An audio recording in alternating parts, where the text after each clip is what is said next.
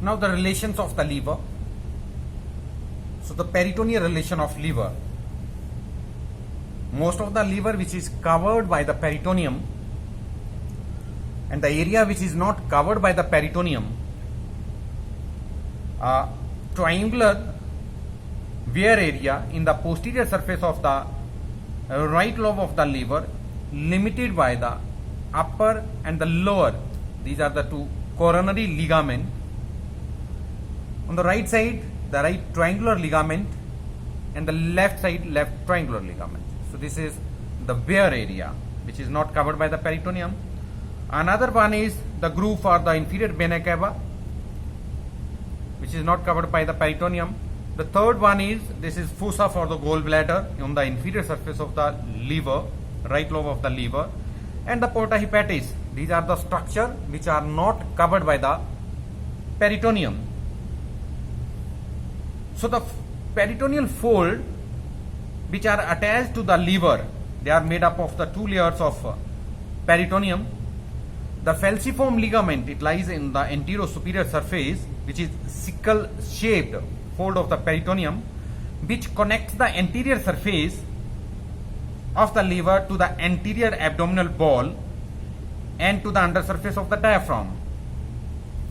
The left triangular ligament, it connects the superior surface of the left lobe to the undersurface of the diaphragm. The right triangular ligament, this is right triangular ligament, it connects the lateral part of the posterior surface of the right lobe. This is the right lobe, lateral part, posterior surface to the diaphragm. And the coronary ligament, it is having upper and the lower layer which covers the wear area. This is the wear area. So these are the peritoneal relations. Now the visceral relation. So the anterior surface which is triangular and convex, related to the xiphoid process and the anterior abdominal wall in the median plane, and on the each side it is having a relation with the diaphragm. So this diaphragm which separates the anterior surface from the pleura above the 10th rib and the lungs above the 8th rib in mid-axillary line, So the falciform ligament which is attached to this surface is little lateral to the median line.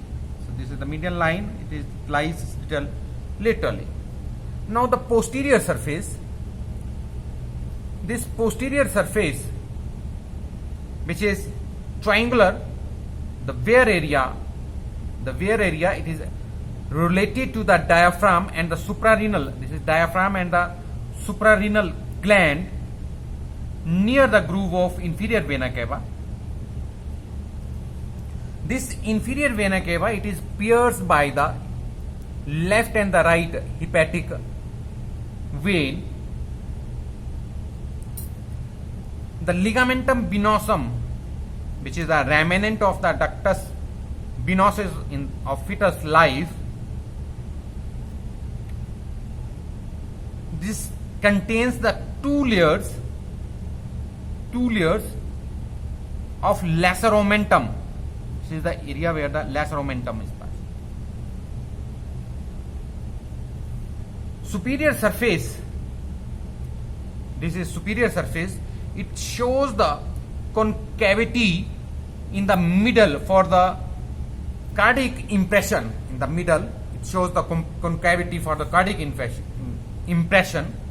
On each side, it is convex to fit for dome of the diaphragm. So this diaphragm, this surface from this diaphragm, it separates this surface from the pericardium and heart in the middle and pleura and the lung on each side.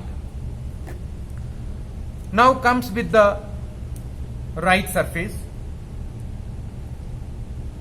which is quadrilateral and convex, related to the diaphragm, opposite the ribs 7th to 11th in mid-axillary line. So the upper one third of the lever, it is related with the diaphragm, middle one third which is related to the costodiaphragmatic recess, and the lower one third which is related to the diaphragm. Inferior surface, which is very important, I am showing you the inferior surface relation with some Bisras. The inferior surface is having a relation with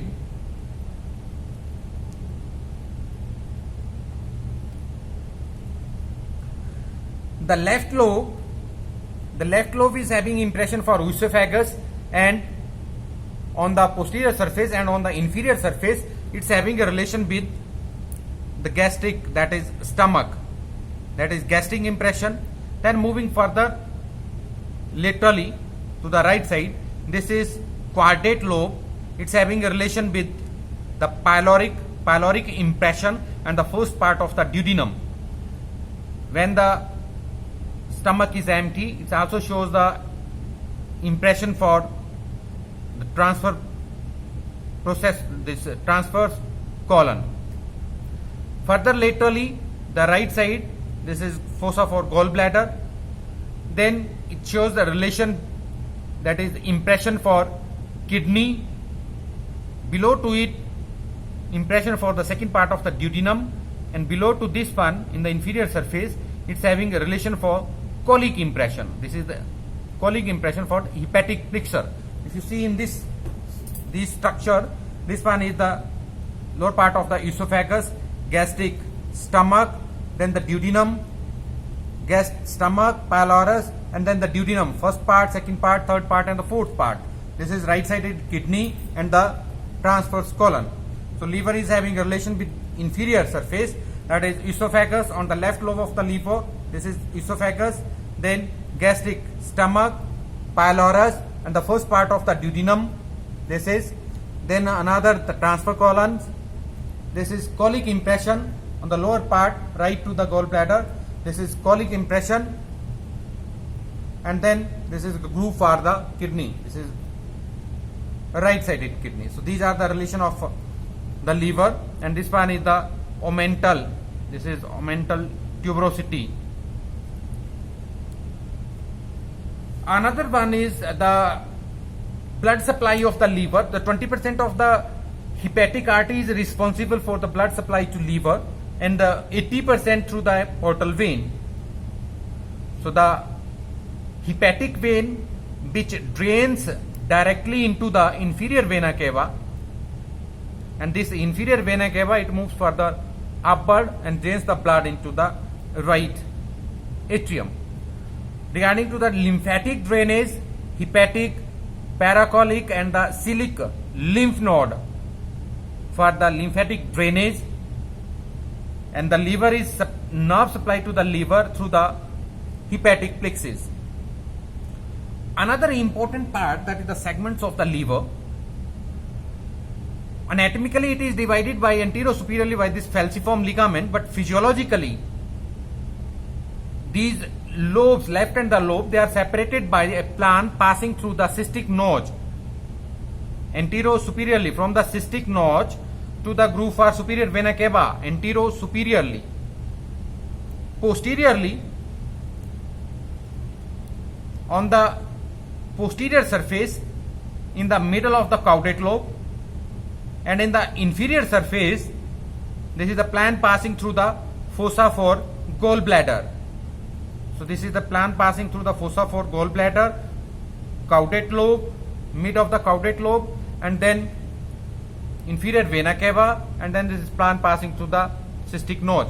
So it divides the liver into right and the left lobe. Both the lobe is having 4 segments in each lobe. So the total segments are present in the liver are 8. So this is regarding to the peritoneal as well as the visceral relation to the liver.